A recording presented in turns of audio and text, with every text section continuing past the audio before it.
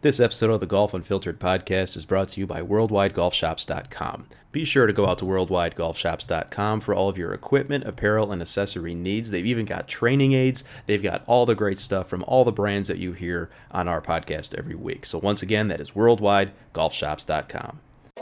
You're listening to the Golf Unfiltered podcast, your source for in-depth interviews with the biggest names, brands, and personalities in golf. Our mission? To keep you informed and help you enjoy the game even more. And now, the owner and host of the Golf Unfiltered podcast, Adam Fonseca. That's right, ladies and gentlemen. Welcome back to the show. This is your host, as always, Adam from golfunfiltered.com. You can find us all over social media at Golf Unfiltered. Send me an email, adam@golfunfiltered.com. And hello to our friends over at thehackersparadise.com. As you guys know, we are part of their podcast network, along with two additional great podcasts that you should be listening to, including Off Course and Range Days. Be sure to find those all over Apple Podcasts, Spotify, as well as thehackersparadise.com. Hello to our friends, of course, over at Cleveland, Srixon, and Zegzio. I hope you guys enjoyed last week's show with Brian Schelke, Director of Marketing over there at Cleveland, Srixon, and Zegzio, talking about the incredible new Cleveland RTX Zip Core wedges. Hope you enjoyed it. Let me know your feedback. Today, folks, we got a long one. We got a show with two friends of mine, Kris McEwen and Bill Bush. Two guys that are also in the golf media game. We talk a lot about not only what they do, but also how the landscape of the conversation around golf has changed. And we get into that pretty deep, so you'll know what we're talking about there. But one of the things that the three of us have talked about when we're not recording a podcast is really just, will our view of the game change, or has it changed already as a result of everything that's going on in the world, especially COVID. And so Bill, Kris, and I, we go back and forth in a number of topics. We go in a lot of different directions here, as we normally do when we talk. And have gotten to know these guys pretty well over the last few months, as we've all just kind of adapted to the new world that we're living in, specifically as it relates to the game of golf. I think you're going to enjoy this conversation. We'll be right back after a word from our friends over at Ben Hogan. Today's episode is also brought to you by the Ben Hogan Golf Equipment Company. No big hype, no big price, but definitely a big deal. Take advantage of their factory direct model, where you cut out the middleman and get the best products shipped to your door direct from the company. They've got a demo program to try out their products before you buy, a trade-up program to get these clubs in your hands even quicker, and special financing where you can split your payment into 4 to make these clubs even more affordable.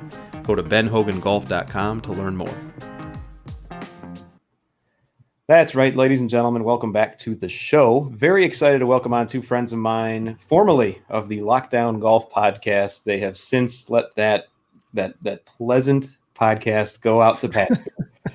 My friends Bill Bush and Kris McEwen. Bill Bush is also one of the creative minds behind Driving Range Heroes, among many other things. And Kris McEwen has his own podcast, which I have been a guest on. I don't know if Bill has yet. We'll cover that though. He won't invite me. Golf Origin Stories, which you can find on Apple Podcasts, Spotify, and other places, as well as other projects that the two of them work on together, including their YouTube show, which remind me again, Bill, what is the YouTube show that you guys share on? That Range Life, a show sometimes about golf. It's been a little golf heavy lately. That's not it's not something we're known for. We've been known to record an hour and a half long show and not talk about golf at all. But lately, man, it has been golf heavy. Maybe it's a good segue for you because you are a real golf show. We have been talking about a lot of golf to the point it almost makes me uncomfortable. Well, that's what we're going to talk about here today. And, Kris, you certainly help out with many sites, including what the projects that you have.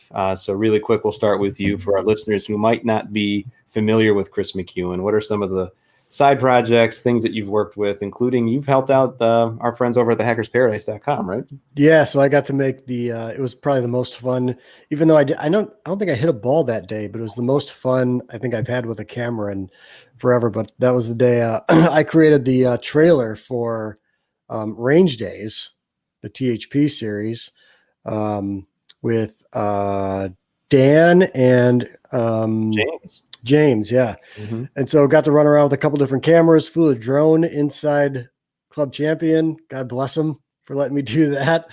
So I created that little thing. And then I've got just a bunch of, I have my own YouTube channel at Kris McEwen that I do a bunch of stuff on. That Range Life is one of them with Bill, with Mr. William. And then the other project is just Golf Origin Stories, just talking to people about when they fell in love with golf, why they love it. You've been on there. Dan Edwards has been on there as well. I celebrated my 30th episode this week. Woohoo! And so there's on Spotify, if you're on Spotify, there's a soundtrack because I introduce every song or every episode with a song. I made the soundtrack to the 30 episodes public. So you can go and listen to Adam's intro song, my intro song, but not Bill's intro song.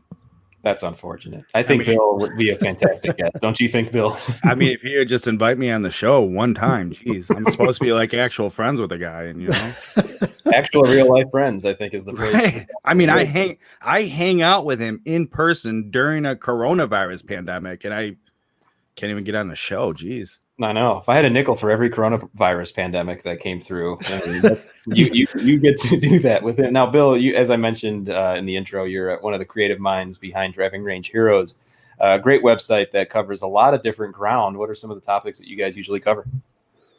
We do the gear review thing. I like to think, I mean, I feel like in this day and age, who doesn't do gear reviews of some sort? And so I don't sit and tell anybody that's like a big novel differentiator with us. I think our secret sauce is that I don't really like reading a lot of gear reviews, and I don't like watching a lot of big long YouTube videos about them, though I found a few recently that I'm like, these guys do a pretty good job, so I'll just tip my cap to them that way. But one of the things I've talked about this with a lot of people, I don't really enjoy with gear reviews is how technical they get, how scientific they get, how, I mean, you have 1,000 words and you have no idea what you just read because it's too complicated. Kris can attest to this. Many a barroom conversation with him in the city of Chicago after work about golf gear. And the barroom conversation is entirely different, right? You make all your points relatable. You aren't presenting a big scientific doctorate thesis thing to make your point about why this club's more forgiving. You just, a point might be, I don't know, man, this club just feels really good. It feels good. So I think conveying that to someone who's like, I want to know about this club, and being, hey, this club feels terrible or this club feels great, maybe a little bit of here's why. That's what we shoot to do with the gear reviews. That makes it, I think, a little bit different. And then the rest of it's just, what interesting thing occurred on the golf course for me today? What weird anecdote do I have for you? Or God knows what. Try to get a little bloggy about it without, again, either being very like, I don't know how to put it, but putting myself up on a giant pedestal. Like I'm a big, important golf media guy. Listen to me. Not that everybody does that, but you get the point. Or like, here's just another take on the history of Harding Park that everybody else posted this week. So like this week I posted about a random barn find I had. I post a lot of like, here's a weird paint fill trick I have. Try that sometime if you want. If it doesn't work, cool, show me your picture of the disaster and I'll help you. So just random things that I find interesting about golf, or that I think other people might find interesting, and I try to tell it to you in a relatable and conversational way. I think that the irony of Bill, the way that Bill presents gear reviews, is that if he wanted to go, I've heard Bill go super in depth on technical parts. Like at the end of the day, William, you're a gear geek. Oh, through horrible. And through. Like horrible. You've got, right. So the history of clubs, and I mean you've done it. You talk about the barn find that you did. They're Mura, replacements for the Muras that you have, because you did the research to find out what model you could match up. It's like this whole thing with him. Like it's so he knows his technical waters run pretty deep with gear, but he does a good job kind of blending the two, I would say. I've noticed that about him. We're talking about him now like he's not on the call. I'm like, this never happens where you two have nice things to say to my face. This is fantastic. Love you guys. So It's funny too, because I think what you guys have both just touched on in your respective intros to the work that you do is, today's topic that I'd like to cover with you both. And we've had a lot of time to sit and think over the last 5-6 months, however long it's been, since we've all kind of been on lockdown. And now it's been loosened up a little bit. Some places of the country are tightening back up again. But all along, we've had the common thread of golf. And as I mentioned earlier, you guys started a podcast together to kind of, help you get through that time, called the Lockdown Golf Podcast, which I very much enjoyed it.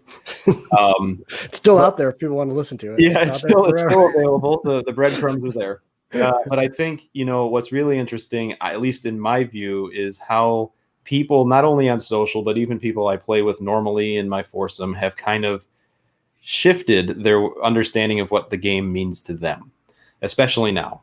For the longest time, and I believe, Bill, for example, you mentioned something in a past conversation we've had about how really, and Kris, you touched on this too, it's really the only place where you could feel normal at a time when things are anything but normal. Would you agree with that?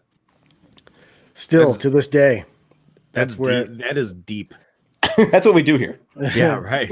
I can say I don't know about Bill, but I certainly, especially in the early days, when we first were able to get back. I mean, I took golf for granted. I played every weekend, and then I couldn't play every weekend. And even though it was kind of early spring or whatever, but the first time out, when it was twosomes every 15 minutes, and even though it was me and a pal, and you didn't see anyone else on the golf course, it just it still felt like, okay, I can do this. And still, like, even last weekend when I went out and played, I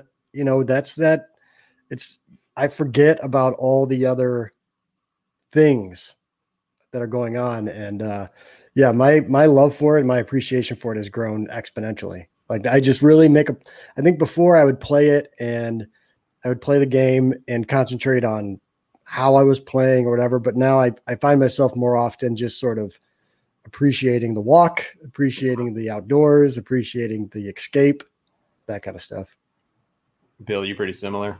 Yeah, well, yeah. I would say post having kids, I haven't really taken it for granted, and my approach to the game's changed quite a bit. I really don't care about how I shoot. I mean, I want to hit good shots throughout my round, but if that means that it all came together and I shoot a 74, awesome. If I have 6 really good shots and the rest of it's a disaster and I have 102, like, that's fine too. I was still out playing golf as opposed to not playing golf. But now even more so, yeah, I mean, there was a point in the Chicagoland area where it's like you can't leave your house. I mean, you can step in your front yard and that was it. But it's like you go anywhere, just drive your car by a grocery store, you're going to get coronavirus, right?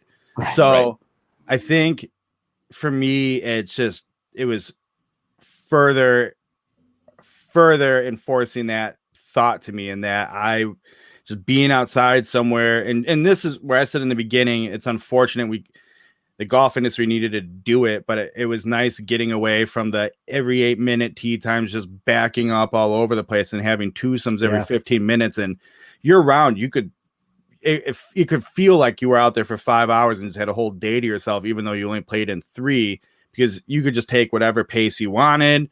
You didn't see many people, and it was quiet. Like, I think we talked about this, the group of us, a while ago. Like, it was eerily quiet on the golf course. Yeah. And it was awesome.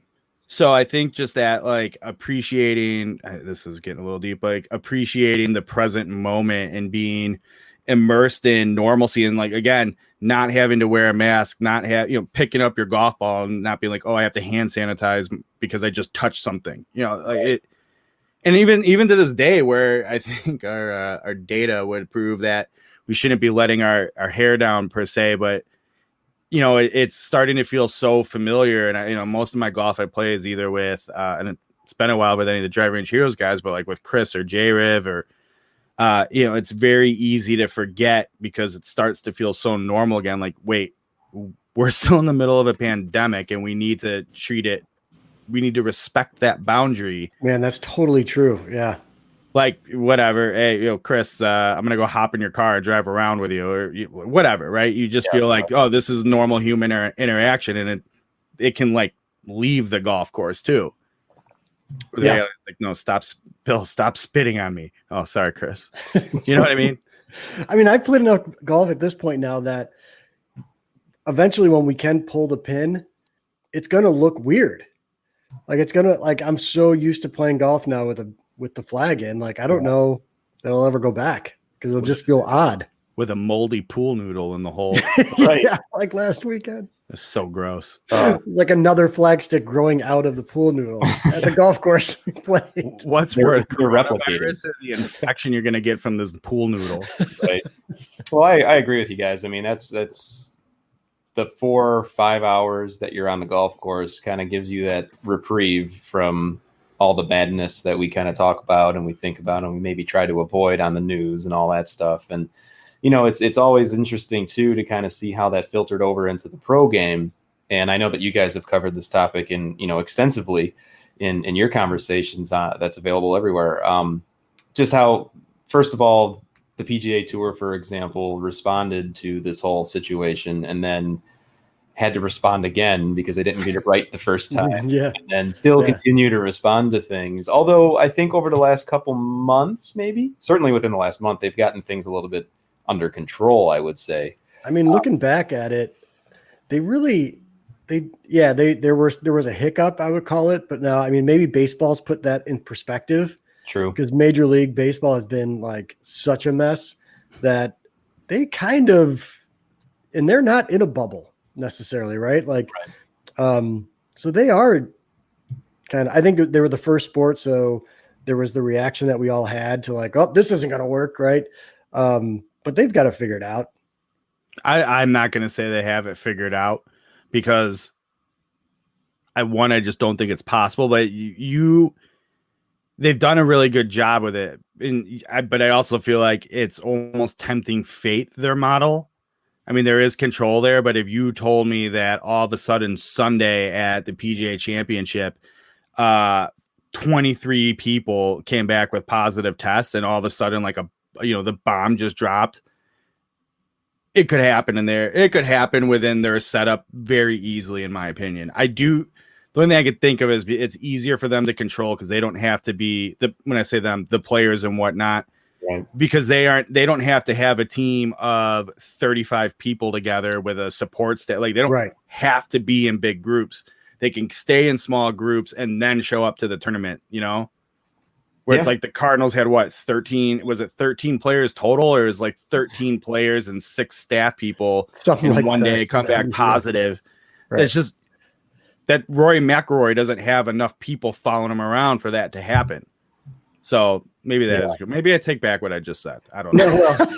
I think it's a good point. I mean, and for context, folks, obviously, by the time of this recording, the PGA Championship tees off tomorrow. We're recording this on a Wednesday. And so when this gets released on Monday, we may have seen what happens. To your point, Bill, we don't know what's going to happen. And I think, which is why I want to have this conversation today with you guys, because we're at the first major of the season, already a weird season. All the big names have already kind of come out and played golf at least once for the most part. And now at the first major, this is really the first test. And so it's a little weird because we would have already seen whether or not they passed, quote unquote, that test by Monday, the time of this release.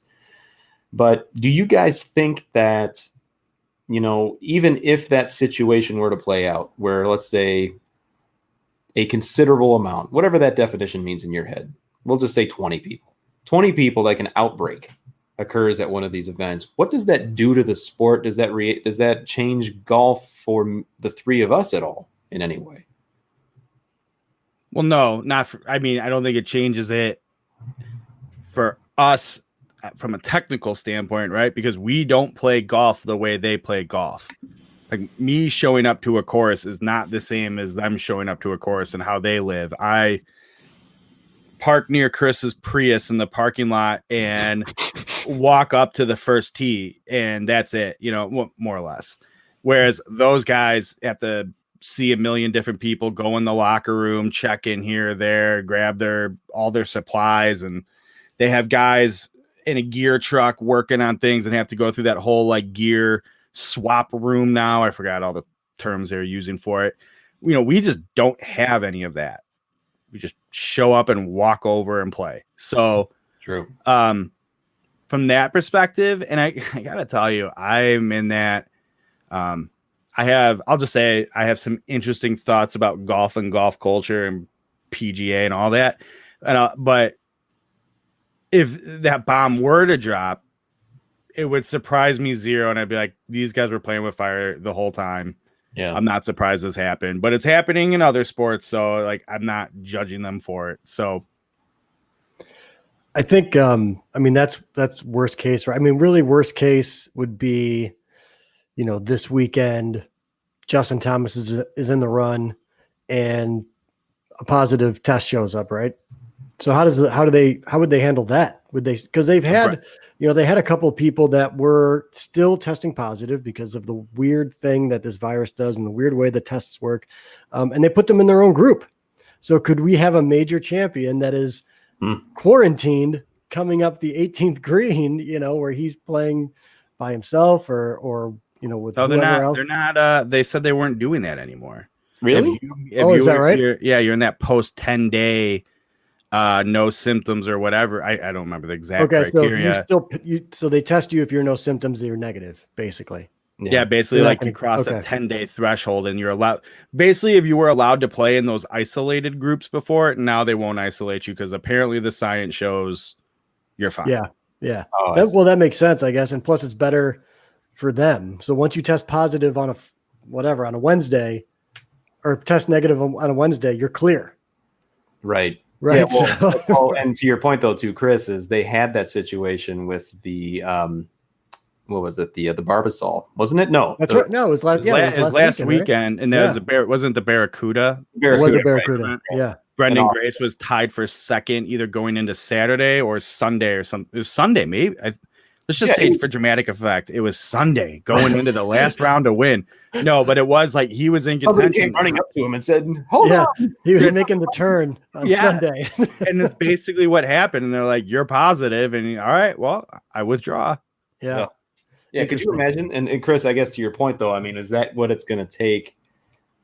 Not to say that they haven't been taking it serious, maybe not serious enough. I think that's open for opinion, and I think the three of us share that opinion. But will it take a big name, so to speak, for them for that to send ripples through, where something massively changes, like Justin Thomas, for example? Yeah, it would be fascinating. I think the PGA Tour would kind of just wait out the storm. There'd be a huge influx of Twitter and stories written, and it would make all sorts of news that so-and-so tested positive and couldn't finish his round when he was 5 up or whatever.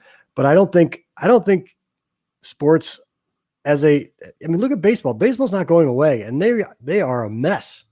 Yeah. But I think the PGA Tour is going to finish out the season regardless of, unless the whole country, the whole country has to go into lockdown again and whatever. But in terms of where we are today, if it continues at this rate, I think they'd play it out. I don't think anything stops them from playing at this point. I think you have one play. All right, Justin Thomas is in the lead. He gets coronavirus. He can't finish. Weather the storm. Totally agree. I think the only thing that makes them go, oh God, we have a big thing is, well, Sunday rolls around. Justin Thomas is positive. Rory's positive. Hideki's positive. Tommy Fleetwood's positive. And the list goes on and on. They're like, geez, we just had 22 or 10 to 22 big, medium, and small names all come back positive. Mm-hmm. We had an outbreak here. Though, I mean, as I say it out loud, I was pretty certain in this of this thought of mine while you were talking, Chris, but now I'm hearing it out loud. I'm like, I don't know if they would. I don't know if even like 10 to 20 people would be damaging enough. No, right. I don't think so. I don't think so. And I think you guys are right. I wonder though if like a name, if there was, if Tiger came down with it or tested positive, even not in the hunt, clearly he's going to bring eyeballs, especially now when there are no fans for the most part allowed. There are some people on site, of course, but when we all rely on television so much right now, and if he's not in, I mean, I would think that most people would tune out if he couldn't play, if he withdrew. Yeah, it'd be interesting to see how that was managed. I think the the bigger sort of outcome would be if someone somewhat famous got sick and they didn't die, but they weren't going to play golf anymore, right? So you have these survivors that that are not the same once they come out of it.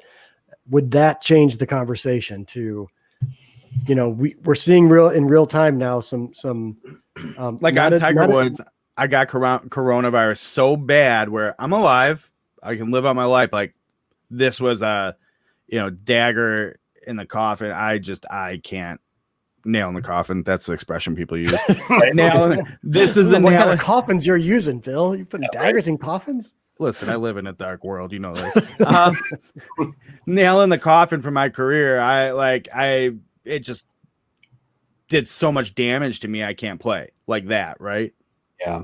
And obviously, or not even Tiger. Say it's John Rahm, or say it's some young up and coming Tommy Fleetwood or someone that, they lose their lung capacity to the point where like, I can't walk a golf course 4 days in a row anymore. I have to retire. And then I just wonder if that would change the conversation. That's a good point. I think it depends on the name, personally. Yeah, I was just going to say, I think it does depend on the name. And, I realize, listeners, I know we're talking about some pretty morbid stuff for the most part, but yeah, sorry, everybody. Welcome to ruin the show. Welcome to day 80 of the Lockdown Golf Podcast. Yeah, we're happy to have you. We are getting pretty unfiltered at this.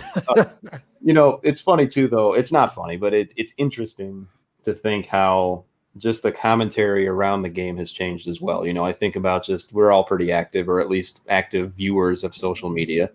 We've laughed a lot about just the various ways that I get myself into trouble on social, but also how, we all kind of interact and all that. But I would say, I don't know if you guys agree that the way that golf has even talked about these days has shifted a little bit, where it's almost like people are trying so hard to get back to something other than talking about the coronavirus or anything political or anything like that. Yep. To where it's like, oh my God, here's this one thing that happened. Let's all jump on it and just really make a mess of it. That's my interpretation of it. I don't know how you guys feel. I enjoy Bill usually he does the Homer Simpson into the bushes kind of thing when people start to bicker on Twitter. I embrace those because I think, again, like you're saying, it's a distraction from the rest of Twitter. And at the end of the day, if we're arguing about if you should be wearing your hat backwards or not, or tucking your shirt in, or distance,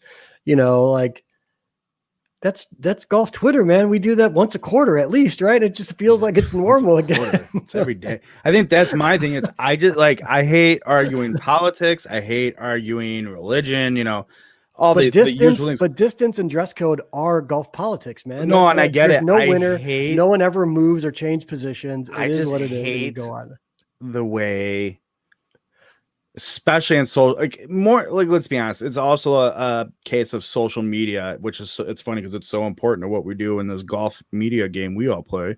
Right. I hate the way golf.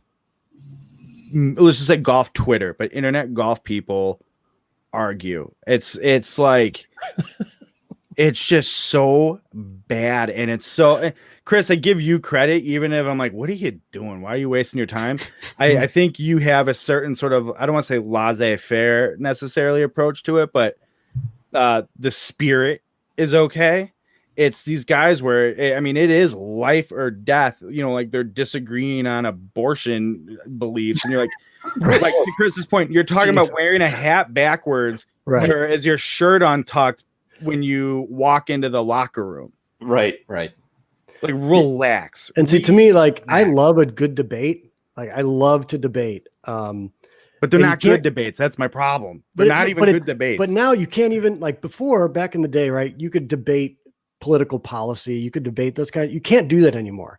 People are entrenched in their beliefs and they're not going to change. And people it's so whatever. anyways, but you can, to me anyways, what I've experienced, I can have a debate with JB or Dan or, those guys about distance or about dress code or whatever. And it's not like, they're going to unfollow me or block me or whatever else, because we do it. I don't know. Just, we have here's what I think. And we go back and forth, and I don't know, like it takes up everyone's feed and everyone else is probably annoyed. But at the end of the day, JB and I are texting back and forth, joking about something entirely different. So I don't know. It just seems like it's another distraction and a fun way to argue. Yeah. Well, can you name drop for me one more time? One more time. Sure. No, Homer Simpson. I was going to name drop some clubs I got today, but I won't do that. So here's the other thing about that too. I mean, let's just pull the curtain back a little bit further. Here's what happens. And this is how I see social being these days, is that everyone will go ahead and it's almost like the town square where everyone kind of goes into their own little corner. They kind of talk about it a little bit. It could be a group text or whatever. And then it's like, okay, I'm going to say it. And then you send it out there. See what happens. And it's like, oh my God, did you see what happened and all that? So that's what happens. And Jesus, I think everyone that is our relationship, the three of us. That is it right there. Yeah, the number, I'll tell you what, if and I am as guilty of this as anybody else, and I'm sure that I've been the victim of this and I don't even know it, but the amount of screenshots that occur on especially on Twitter. I mean, if Twitter ever came up with a feature where that was you were able to see who did that. Right. World load. Yep. Yeah. So anyway, I mean, I would wear that as a badge. If I had the most screenshots shared, I'd be like, yeah. Look how dumb other people think I am. Yeah, right. They're screenshotting me like, look at this idiot. Can we take a quick tangent to that point on like what you can and can't see on Twitter? Sure. And I love it the most on golf Twitter. Not so much, like my quote unquote personal feed. It's all sorts of random things. I expect to see all sorts of weird stuff. But I love on golf Twitter especially where so many of the people can get a little holier than thou. But, it'll be like, some random porn tweet shows up in your feed, and it's because one of your like holier than thou golf followers liked it, and you're like, it's a one-off thing, it happens. But then you start seeing it on a regular basis where you're just like, I don't think you know how Twitter works. I don't think you know. So I'm like going through all this, like, you get golf nerd topic up, Adam's starting trouble again, and I'm censoring. I won't go too in depth. Some porn content at big righteous golf guy liked this tweet, and you're like, oh boy. I love how you frame it as porn content.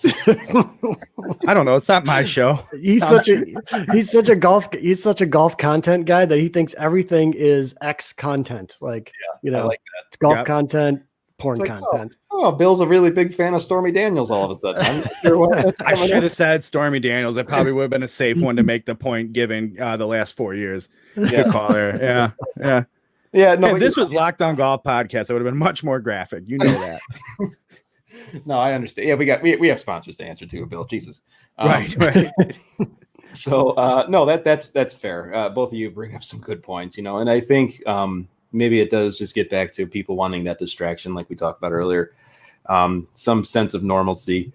I do feel that, not to tiptoe into something that can easily turn into a debate that I don't want to get into, but, people are always looking for the mistake. People are always looking for the thing to kill, not to kill, but to maybe in the figurative way. Right. The virtual way. And I think that's really unfortunate, because what I do notice in my feed these days, and again, I'm probably as guilty of it as anybody, there's a lot of, wow, this just isn't good enough, or they did this the wrong way, or, wow, I can't believe that coverage is this, can we please just stop complaining about coverage? First of all, on golf Twitter, for crying out loud, all the producers, apparently, the executive producers that are not hired, that are on my Twitter feed every day, it's mind-boggling. I mean, I don't know, man. It's pretty bad lately, but I won't get into the debate. So I don't know about coverage. I wish they would. This is a good. So I guess this is. First of all, to your point, Adam, complaining gets you clicks, and bagging on people gets you clicks, right? I mean, people don't want to read a bunch of sunny reviews, they want to read the one like Richard Roper, his most read Roger Ebert, his most read movie reviews are the 1-star movie reviews. They people want to read someone going scorched earth on something. But then when you get to Twitter though, it's like, yeah, like you're saying, everyone's an executive producer. And I mean, we've all been to golf tournaments. You see the way those cameramen are hauling ass trying to get to the next shot and everything else. Like, it's a hard thing to do. Oh, that stuff, there's no issue. But that's the show more shots argument, right? Like, I get there's a lot of ads, whatever. My bigger issue is, can we be a little more creative for the people that are behind the mics? That's what I was going to say. Do some things from that perspective. We're going to get rid of 2 favorites, albeit on the older side. One favorite. Keep one of them. Regardless, the golf world they had their likes, they had their enemies.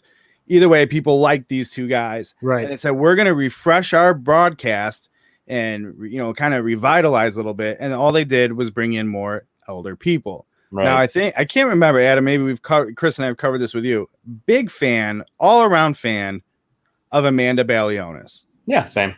She is upbeat, great attitude, asks good, and I kind of like, I don't want to say barroom. I don't want to downplay her that much, but it's like her interviews are very conversational, very natural, and it is refreshing. Now, I do think you don't get rid of the Jim Nance and Nick Faldo. You keep them, but you're like, there are a lot of, I'll say, younger, upbeat, good attitude broadcasters I don't think are that great. They get too much time on air, but like, go get us more Amanda Balionis's. Go get us some guy in the Corn Ferry Tour who only gets a few starts and will, he has a great. Here, never mind. We won't go down that line.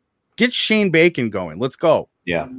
And I know not everybody loves him either, but it's like there are young that would refresh your broadcast, not going, you know what? Davis Love the Third is exactly what we need to pump some life into this. Yeah, those are words that have never been spoken ever.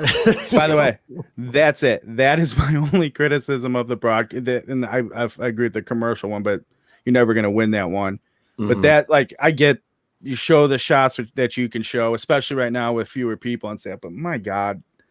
Let's be honest of what demographic we're appealing to with these broadcasts, and then wonder why the common TV watcher doesn't find it interesting. See, but I think they're coming, man. Like this game is on the upswing. There's a lot more people playing it now. Like now's the time you can take advantage of it and get more Amanda Balionis is on it. Mm-hmm. Yeah, I agree with both of you. I mean, that's true. I think, Kris, you're right. The game is shifting a little bit, which really kind of, fits in nicely with this conversation and topic. I mean, Bill, you are 100% correct that there is a certain viewer that they're always catering to, and they have been for decades, and they probably will continue to at some point. But I also feel like there is this shift where people want to be more inclusive, and they understand that they have to, regardless of whatever beliefs you may have. That's where media is going. And that's what people want to see. And so I think the example of Amanda Balionis, who's extremely good at what she does, she also has that demographic and that viewpoint and persona, not only on TV, but also in social media, by the way. Why aren't they putting Alexandra O'Loughlin in bigger roles? Like, she's very good too. She is. She very much is.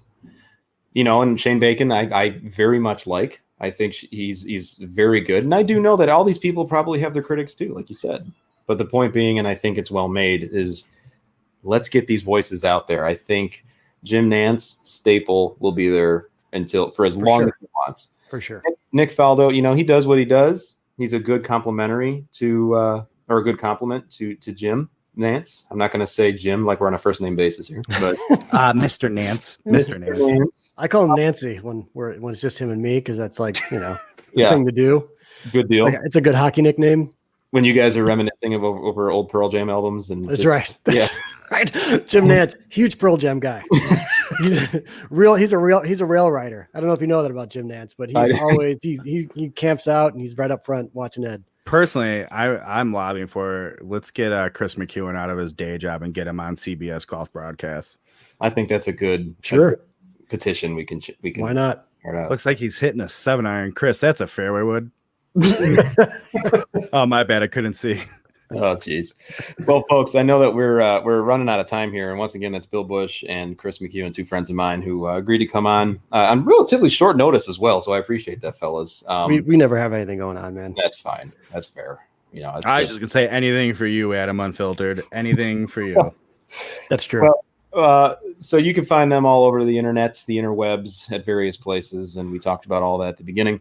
Before I let you guys go, where does golf go from here as far as, and interpret that question however you want. You can either focus on the professional game, you can focus on the amateur game, and I will go to both of you for your answers. And what I'm thinking about is, do we finish out the season? Do we, as amateur players, does anything change for us? What do you guys think between now and the end of 2020 where this game goes? Because it's, as we said at the beginning, sales are booming. The industry is doing very well, which is surprising. But then again, for the longest time, golf was the only thing you could do. Right. In a lot of areas. So where do we end up? Does golf come out, I guess to rephrase all of that, does golf come out of this better than it started at the beginning?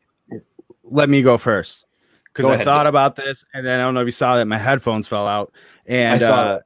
But it fits in. And I was going to more pose this question, but I'm confident in this. Golf for us will continue as is. I think golf gear will continue to do fairly well. Kris and I have talked about this before.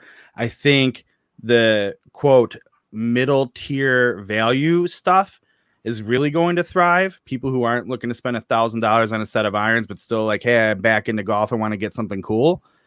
The problem might be finding them. Go to driverangeheroes.com. Maybe that'll help you. But I am confident in one major thing for the whole big golf umbrella. I am confident that golf, the pejorative term, will not take advantage of the situation. This is golf's chance. We've been hearing about declining numbers for how many years, and then people are like, oh, it's not true. And whatever it might be, now's the time where the golf industry could really strike and open the game back up, get courses back open that have been closed. And I'm not going to say build new ones because that's not possible, but increase participation. And somehow, as a whole, we'll find a way to not do that. I disagree.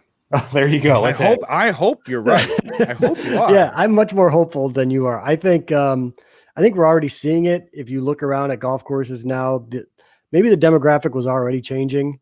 Maybe this just kind of amplified it a little bit more or fast tracked it. But I think Bill's 100% right. I think the direct to consumer model will be much bigger this year and heading into next year. Because I do think as people get into the game, they're going to look for quality, but at a price. I mean, there's a lot of people that are changing jobs, don't have jobs, those kinds of things, and they're going to look for something cheap. And I think that market is going to see an uptick.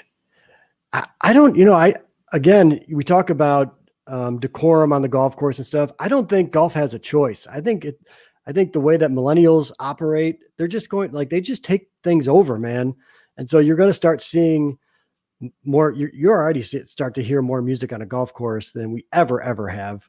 And I think that's part of the demographic changing. I think you're going to see a younger demographic. And I know I've seen tons more people walking. I think people have left golf carts behind quite a bit when we couldn't use them. And we joked about our friendly neighborhood golf pro. He told me a story that during the lockdown, when we couldn't use carts, people were using strollers and people were using all kinds of different things to have their clubs. And I think I still see a lot more walking than I do riders. Maybe it's just the golf courses I'm going to, but I think those might be the changes that stick.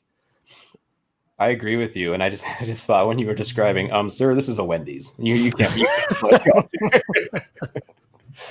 No, those are very good thoughts on both of you, by both of you, and that's why we bring him on the show, folks. That was completely planned to have to understand the insight that was going to be offered.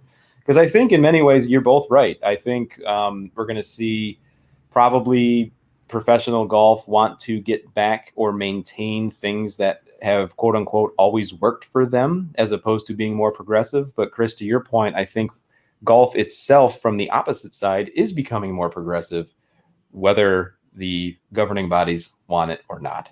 So on that happy note, I want to thank both of you for coming on to join for this conversation. Very insightful, and I promise we'll do it again in the future. Thanks, man. Thank you. It's fun to be on. It was a pleasure, as always.